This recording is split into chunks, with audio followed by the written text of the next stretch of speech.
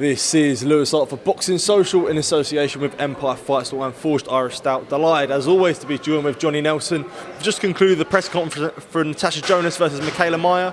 Another exciting fight with two of them in the crossroads. Another big fight in the women's division. I like it. I like the debate that was struck up in regards to the 3-minute rounds. I think it's something I've always wanted to see. And you've got two fighters that now on a public stage saying, well, I'd like to do it. And I think if it does happen on such a stage, I think it will then start to set the bar for it to happen more often. I think the 2-minute and 3-minute rounds make a massive difference to winner and loser. Some are good sprinters, some are good long distance runners. And so I actually like that. The fight itself, you've got two experienced fighters. One's a little older than the other.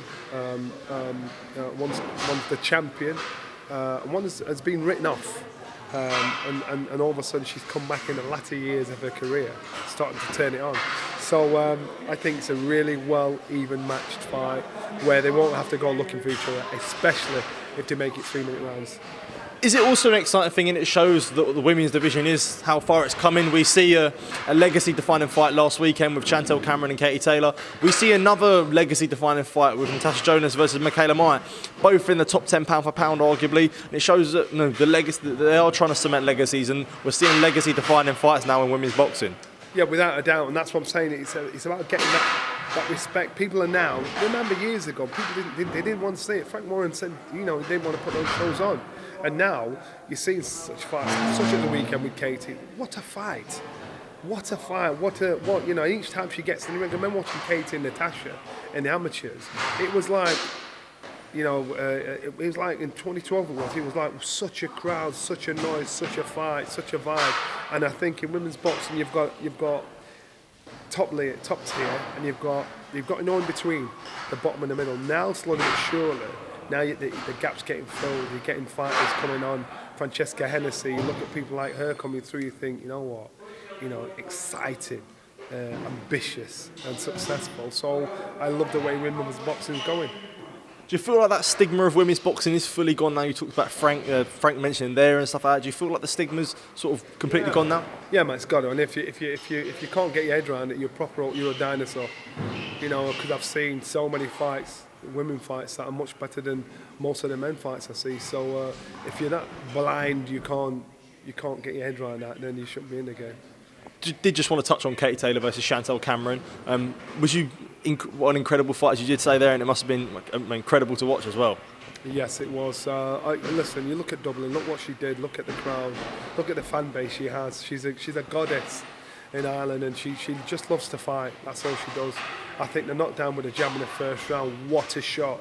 Timing couldn't have been any better, perfect. And I mean, it slammed her on the floor, the jab. There was no trip, no foot trip, it was a shot.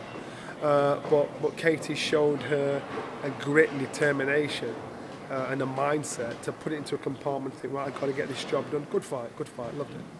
Absolutely. Moving on with boxing topics, literally about 30 minutes ago, it came out that the British Boxing Board of Control rejected Conor Benn's application for a licence to fight Chris Eubank Jr. in the UK. Was you surprised to see that rejection? No, not at all. It doesn't matter what is said by the promoters or the people around them. The boxing board, if they set precedent and said, yeah, okay then they've set precedent, they've created a rod for their own back. When the date was mentioned, I thought, that ain't happening. It's not happening because I couldn't see Chris Eubank Jr. after his last fight. He's now in a position to choose. So therefore, if he got in the ring with Conor Benn, which I would like to see, by the way, if he got in the ring with Conor Benn, he then jeopardises the development of his own career because he'll get some kind of suspension, some kind of fine, some kind of something. So why is he getting involved in somebody else's argument? So when they were talking about this happening, I actually thought, nah, it's not happening. Obviously I know you've got Boatsing Aziz on the same fight, February the 3rd. I think it was a bit of skullduggery go on, trying to put people, make people panic or whatever it is, but I never thought it was going to happen. Will they go with another governing body? They'd probably try to, but again, I'd be very surprised if Conor did, if Chris did that. What message does that send out if they look at going to the PBA or another commission? What message does that send out for British boxing in the whole? It's not good. It's not good at all. And and the board have to stay firm, stay strong, and say no, this is our ruling. And if you do this, you're going to be penalised. They've got to. They've got no choice if they want to keep a strong foothold in governing our sport now, but in the UK. I was going to say that. Do you feel like the sanctions towards the promoters involved, the fighters involved, would be the necessary option if they just chose to do that? Yes, has to be. Because why else would anybody listen to him? You could ban him and fighter A could get him with fighter B and get the job done. The board have to make sure they stand firm on it. And I don't know why it was touted out there and put out there. I suppose it was to try and put public pressure on the board.